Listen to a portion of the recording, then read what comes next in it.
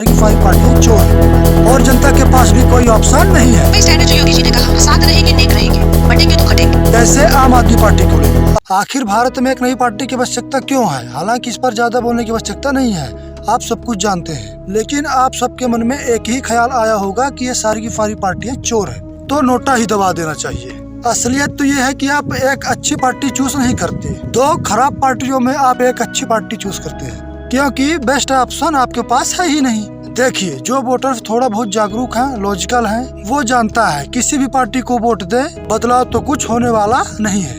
जो जैसा है वैसा चलता रहे। बड़े बड़े वादे सब करते हैं, लेकिन सबको अपनी जेबें भरनी है। जैसे ही इलेक्शन आता है तो थोड़ा बहुत काम करवा देते हैं, ताकि फिर से उन्हें वोट मिल सके। अब देखिए, भारत में इतने सारे राज्य हैं जहाँ केवल दो ही पार्टियां हैं, हरियाणा, उत्तराखंड, राजस्थान, कर्नाटक, गोवा।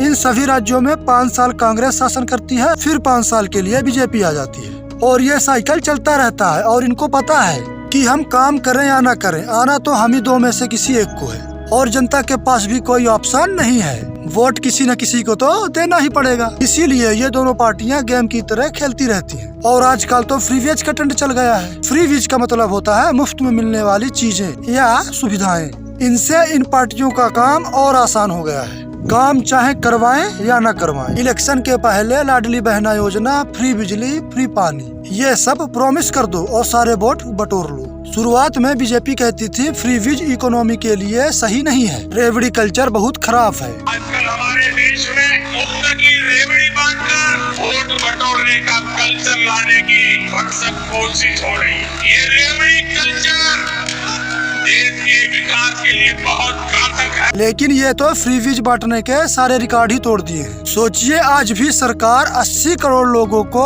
फ्री अनाज बांट रही है, और अलग अलग राज्य में अलग अलग मुख्यमंत्री लाडली बहना के प्रकार चलाए जा रहे हैं। जबकि इतने बड़े बड़े वादे किए गए थे कि स्मार्ट सिटीज बनेंगे, भारत को मैन्युफैक्चरिंग का हब बना देंगे। अगर हम चाहें तो हम 100 नए शहरों का सपना आज देश की आवश्यकता के लिए कर सकते हैं। ये सारे प्रोमिस आम आदमी भूल चुका है। कोई भी स्मार्ट सिटी की बात नहीं करता।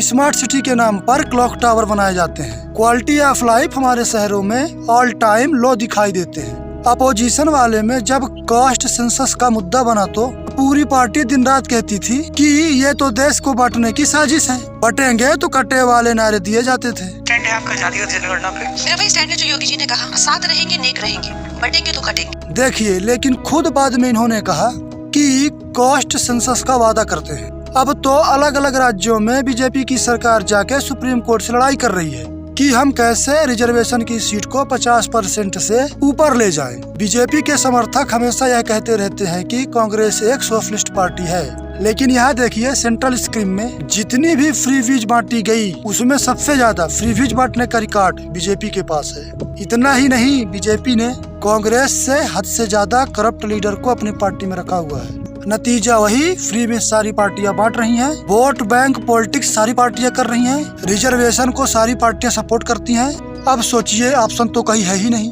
भारत में एक भी ऐसी पार्टी नहीं है जो ये कहती हो कि हम फ्री मार्केट को सपोर्ट करते हैं, बल्कि बीजेपी जिसे कहते हैं कि ये बड़े प्रो बिजनेस हैं। इन्होंने PSU में कांग्रेस से ज्यादा पैसा डाला है। कई इंडस्ट्री में ये मोनोपोली क्रिएट करवा चुके हैं। और रही बात कांग्रेस की, तो ये इतने एक्सट्रीम लेफ्ट पे जा चुके हैं कि इन्हें नया मुस्लिम लीग कहा जाने लगा। कांग्रेस इतनी अपॉर्चुनिस्टिक है, पहले खुद अपने मैनिफेस्टो में फॉर्म लॉस को प्रॉमिस करते हैं, और उसके बाद जब बीजेपी वही रिफॉर्म लेकर आती है तो किसानों के साथ आंदोलन में बैठ जाते हैं। एक तरफ इनके लीडर्स कहते हैं कि यूथलेस जॉब है, उनके लिए अपॉर्चुनिटी क्रिएट नहीं की जा रही है, और दूसरी तरफ खुद रिजर्वेशन से अपर कैप हटाने की प्रॉमिस करते हैं। बीजेपी को ब्लेम करते हैं कि इन्होंने पूरी इकोनॉमी डुबा दी, लेकिन अपने रूल स्टेट में पेंशन स्कीम लाने का वादा करते हैं। अब रीजनल पार्टियों का हाल तो इनसे भी बुरा है। जैसे आम आदमी पार्टी को ले लो, अभी तक जितनी भी रीजनल पार्टियां हैं, उनमें सबसे ज्यादा पावरफुल सक्सेस पार्टी यही है। कभी खुद को दिल्ली की पार्टी कहते हैं, फिर पंजाब में सरकार बना ली, अब तो कई सारे राज्यों में चुनाव लड़ते हैं, और कहीं कहीं पर ये 1-2 सीटें जीत भी जाते हैं। ये पार्टी एंटी करप्शन मूवमेंट से निकली थी, लेकिन फिर क्या, एक एक करके खुद करप्शन के केस में इनके नेता जेल जाने लगे। ये शुरू में कहते थे कि अयोध्या राम मंदिर और मस्जिद के स्थान पर यूनिवर्सिटी या हॉस्पिटल बनाया जाना चाहिए। राम मंदिर एक बड़ा मुद्दा है, चुनाव के पहले बन जाएगा, बनेगा, या क्या स्टैंड है आपका उस पर? मेरा स्टैंड है कि राम मंदिर और मस्जिद दोनों वालों से पूछ लो, और अगर दोनों की सहमति हो तो वहाँ एक अच्छी यूनिवर्सिटी बनवाओ। हंसी तब आ रही है जब ये खुद हनुमान यात्रा मंदिर पर निकलने लगे, बूढ़े लोगों को धार्मिक स्थानों पर भेजने लगे, लाइव दिवाली पूजा करने लगे, वक्फ बोर्ड को 100 करोड़ रुपए डोनेट कर दिए, लेकिन दिल्ली के पॉपुलेशन और पानी के लिए बाकियों को ब्लेम करते रहे, कभी इसको फिक्स करने की कोशिश नहीं करी। महिला सशक्तिकरण पर केजरीवाल के भाषण सुनिए। पूछना चाहता हूँ, what does women empowerment mean? So I think education and freedom बस and healthcare. असली एम्पावरमेंट पैसा होता है, बहुत Financial freedom. सारा एम्पावरमेंट पैसे में है और कहीं नहीं है, बाकी सब थ्योरेटिकल है। तो फिर 10 साल दिल्ली में एजुकेशन के नाम पर इतना ढोल नगाड़ा क्यों पीटा?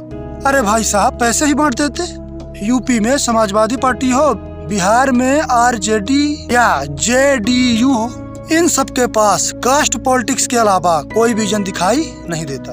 तमिलनाडु के अंदर अपने खुद के बीजेपी और कांग्रेस के एक वर्जन बैठे हैं और बाकी की रीजनल पार्टियां कांग्रेस से टूटकर बनी है। कुल मिलाकर देखा जाए तो वोटर्स के पास केवल 2 ही विकल्प है, बीजेपी या कांग्रेस। इस समय पर करप्शन, फ्रीवीज, अपीचमेंट, पॉलिटिक्स से लोग परेशान हो चुके हैं। मिडिल क्लास वालों को तो हर तरफ से लूटा जा रहा है। इन पार्टीज की घिसी पिटी पॉलिटिक्स से सभी लोग परेशान हो चुके हैं।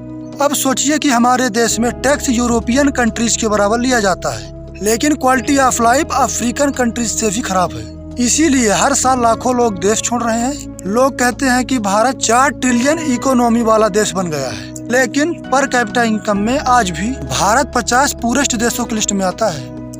और वैसे भी आपको डाटा देखने की आवश्यकता नहीं है, आप अपने अगल बगल रेड लाइट, मंदिर, मस्जिद के आसपास देख सकते हैं। फुटपाथ पर देखिए, गरीबी देखने को मिल जाएगी। इसीलिए भारत को एक नई पार्टी की आवश्यकता है, जिसका नाम, काम, सोच सभी अलग हो। जैसे मैन्युफैक्चरिंग, भारत की सिटीज को डेवलप बनाने में मिडिल क्लास के इशूज पर बात करें। धन्यवाद।